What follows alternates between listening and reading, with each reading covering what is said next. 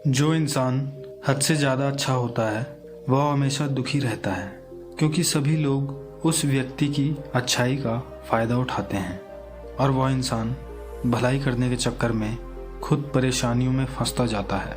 इसीलिए इंसान को इतना भी अच्छा नहीं होना चाहिए कि उसकी अच्छाई ही उसके लिए परेशानी बन जाए और लोग उसकी अच्छाई का फ़ायदा उठाते रहें।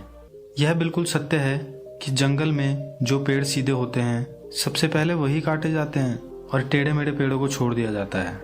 ज़्यादा अच्छा होना हमारे लिए किस तरह बुरा हो सकता है और हमारे लिए परेशानी उत्पन्न कर सकता है, जानते हैं इस बौद्ध कहानी के माध्यम से। एक नगर में एक व्यक्ति रहता था जो बहुत ही दयालु था और सदैव लोगों की मदद करने के लिए तत्पर रहता था। यदि कोई अनजान व्यक्ति भी उससे मदद मांगने आता तो वह कभी मदद करने से पीछे नहीं हटता था। उससे कभी भी किसी का भी दुख देखा नहीं जाता था और उसकी बात का फ़ायदा उठाकर नगर के सभी लोगों ने उससे अपनी झूठ की समस्याएं बताकर धन उधार ले रखा था। लोग उसके पास आकर अपना रोना रोते और उससे धन उधार ले जाते और वह व्यक्ति अपने सीधे साधे स्वभाव के कारण यह सोचकर लोगों से अपने पैसे वापस नहीं मांगता था कि एक दिन जब उनका बुरा वक्त समाप्त हो जाएगा तो वे स्वयं उसका धन वापस कर देंगे। परंतु वह व्यक्ति यह नहीं जानता था कि लोगों का बुरा वक्त गुजरे न गुजरे, उसका बुरा वक्त शुरू हो चुका है। लोगों की मदद करते करते उसकी सारी जमा पूंजी कब खत्म हो गई उस व्यक्ति को पता ही नहीं चला। अब वह व्यक्ति समझ नहीं पा रहा था कि अब उसे क्या करना चाहिए। तभी उसे पता चला कि उनके नगर में गौतम बुद्ध आए हुए हैं। उसने निश्चय किया कि वह गौतम बुद्ध को जाकर अपनी समस्या बताएगा। अगले दिन वह व्यक्ति गौतम बुद्ध के पास जाता है और अपनी सारी व्यथा सुनाता है कि किस तरह उसकी भलाई करने की आदत के कारण और लोगों की मदद करते करते वह स्वयं गरीब हो चुका है। गौतम बुद्ध उसकी सारी बातें सुनने के बाद उस व्यक्ति से कहते हैं कि तुम एक भले इंसान हो, हमेशा सबकी मदद करते हो, परंतु ज़रूरत से ज़्यादा अच्छा होना भी स्वयं को नुकसान पहुंचा सकता है। तुमने तो अपने अच्छे स्वभाव के कारण लोगों की मदद की, परंतु लोगों ने उसका नाजायज़ फ़ायदा उठाया और आवश्यकता न होने पर भी झूठ बोलकर तुमसे धन उधार लेते रहे। परिणाम स्वरूप आज तुम स्वयं गरीब हो गए हो। तो वह व्यक्ति कहता है, तथागत, यह सब मेरे ज़्यादा अच्छे होने के कारण हुआ है। ना मैं इतना अच्छा होता और न ही मुझे यह दिन देखना होता। क्या मैं लोगों की भलाई करना छोड़ दूं और मैं भी बुरा इंसान बन जाऊं? तो बुद्ध कहते हैं, नहीं, तुम्हें यह सब करने की आवश्यकता नहीं है। मैं तुम्हें एक कहानी सुनाता हूँ। उसे सुनने के बाद तुम्हें तुम्हारे मन में उठ रहे सारे प्रश्नों के उत्तर मिल जाएंगे। एक बार जंगल में एक हिरन ने एक बच्चे को जन्म दिया। वो हिरन का बच्चा बहुत ही सुंदर था और उसकी माँ उसे बहुत प्यार करती थी। उस हिरन की माँ चाहती थी कि उसका बच्चा सारी अच्छी आदतें सीखे, परंतु उसकी माँ के लाड़ प्यार की वजह से वो हिरन कब बिगड़ गया उसकी माँ को पता ही नहीं चला। अब उसने अपनी माँ की बातों को भी अनसुना करना शुरू कर दिया था। फिर एक दिन वो हिरन का बच्चा घूमते घूमते नदी के किनारे जा पहुंचा और वहां पहुंचते ही वह हैरान रह गया, क्योंकि इतने सुंदर दृश्य, पेड़ पौधे, फूल और नदी उसने आज तक नहीं देखे थे। फिर उसने कुछ पौधों और झाड़ियों के पत्तों को खाना शुरू कर दिया। अब खुशी से झूमते हुए उसने पेड़ पौधों और फूलों को तोड़ना और कुचलना शुरू कर दिया।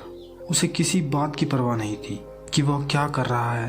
अब वो रोज नदी के किनारे जाता और इसी तरह पेड़ पौधे और फूलों को तोड़ता कुचलता और इस सब में उसे बहुत मजा आता। यह सब करते करते वह भूल जाता कि वह एक हिरन है और जंगल के जंगली जानवरों से उसे खतरा भी है। जब एक दिन उस हिरन की माँ को यह बात पता चली तो उसने अपने बेटे को बहुत समझाने का प्रयास किया, परंतु उसने अपनी माता की एक भी बात न सुनी और इसी तरह दिन बीतते गए। एक दिन एक शेर, जो कि बहुत ही दयालु स्वभाव का था, पानी पीने नदी के पास जा पहुंचा जहां वो हिरन पेड़ पौधों और फूलों को नुकसान पहुंचा रहा था। परंतु शेर को देखने के बाद भी वह हिरन का बच्चा नहीं रुका और पेड़ पौधों को नष्ट करता रहा।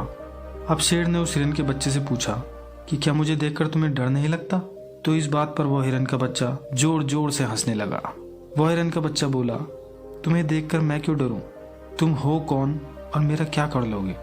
शेर को उस हिरन की यह बातें सुनकर बड़ा आश्चर्य हुआ, परंतु अपने दयालु स्वभाव के कारण शेर ने उसे माफ कर दिया और वहां से जाने लगा। एक भेड़िया, जो कि झाड़ियों में छुपकर शेर और हिरन के बच्चे की यह सब बातें सुन रहा था, कूदकर झाड़ियों से बाहर आ गया और शेर से बोला, महाराज, यह हिरन का बच्चा बहुत ही उद्दंड हो गया है। आपके सीधेपन के कारण ही इसकी हिम्मत बढ़ गई है और जंगल में पेड़ पौधों और फूलों को नुकसान पहुंचा रहा है और साथ ही आपका भी अपमान कर रहा है। यदि आपकी अनुमति हो तो मैं इसे डरा कर सबक सिखा सकता हूँ। तो शेर ने कहा, ठीक है, परंतु उस छोटे हिरन को कोई नुकसान मत पहुंचाना। शेर का इशारा पाते ही भेड़िए ने हिरन के बच्चे के ऊपर छलांग लगा दी और उसकी छाती के ऊपर पैर रखकर उससे बोला, अब मैं तुझे खाने वाला हूँ। यदि तेरी कोई आखिरी इच्छा है तो मुझे अभी बता दे।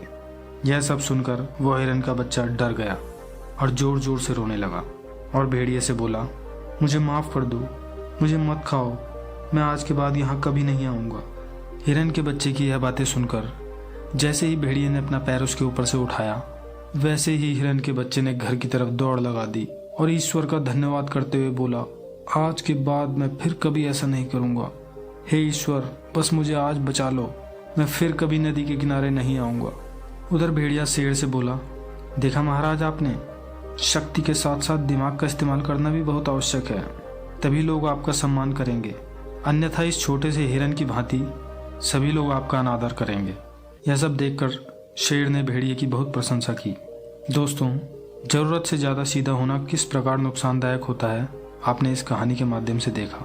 गौतम बुद्ध बोले, यदि शेर इतना अच्छा बनकर रहेगा तो लोग उसे पागल समझेंगे और उससे डरने की बजाय उसका तिरस्कार ही करेंगे। यदि हम ज़्यादा अच्छे बनकर रहते हैं तो लोग हमारी अच्छाई का फ़ायदा उठाने लगते हैं। तुम भले ही लोगों की मदद करते हो, परंतु वही लोग तुम्हारी भलाई का नाजायज़ फ़ायदा उठाते हैं। तुम्हें लोगों की मदद करना नहीं छोड़ना है, बल्कि उनकी समस्या सुनकर उसका समाधान करने का प्रयास करना है। किसी भी समस्या का समाधान सिर्फ धन से नहीं होता है।